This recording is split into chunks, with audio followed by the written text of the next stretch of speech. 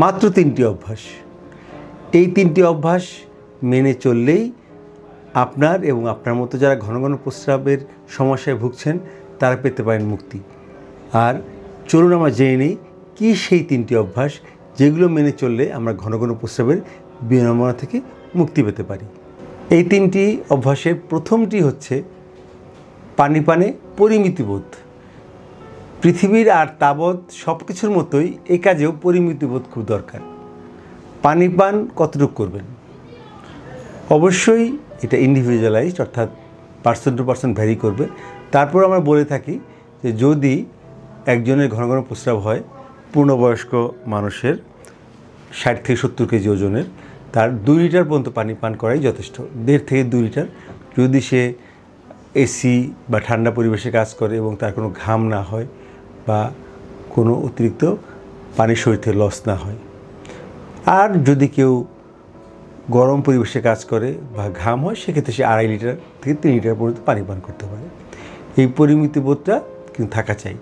সকালে উঠেই 4 গ্লাস, আবার রাতে শোয়ার আগেই 4 গ্লাস পানি পান করলেন, তাহলে কিন্তু আপনার এই সমস্যা কোনো দিনও দূর হবে না।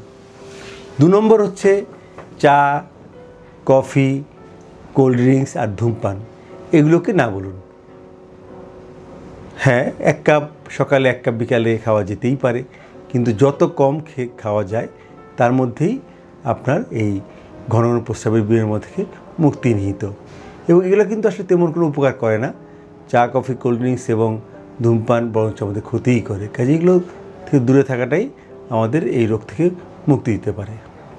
আর 3 নম্বর হচ্ছে কিগেস পেলভিক ফ্লোর এক্সারসাইজ, অর্থাৎ আমাদের তলপেটে যে মাংসপেশি সেগুলোর ব্যায়াম, সেগুলো আমরা চাপ দিয়ে প্রস্রাব রাস্তা এবং পায়খানা রাস্তাকে আমরা চাপ দিয়ে ধরে রাখবো, গুনবো 1, 2, 3, 4, 5, এইভাবে আমরা 3 বেলায় 10 থেকে 20 বার করে প্রতিবেলা আমরা 40 থেকে 50 বার যদি করি, অবশ্যই আমাদের ঘন ঘন প্রস্রাবের বিড়ম্বনা থেকে অনেকটা মুক্তি।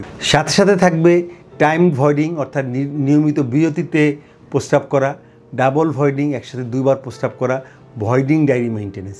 এগুলো যদি কাজ না হয় তখন আমরা ওষুধ দিই।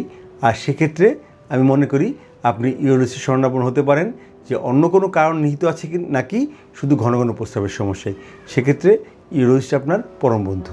আপনাদের স্বাস্থ্য বিষয়ে সচেতন করার জন্যই আমাদের এই আয়োজন। তাই প্রতিনিয়ত স্বাস্থ্য বিষয়ে বিভিন্ন টিপস পেতে আমাদের চ্যানেলটি সাবস্ক্রাইব করুন এবং বেশি বেশি লাইক ও শেয়ারের মাধ্যমে সবাইকে আমাদের সঙ্গে সংযুক্ত হবার সুযোগ করে দিন।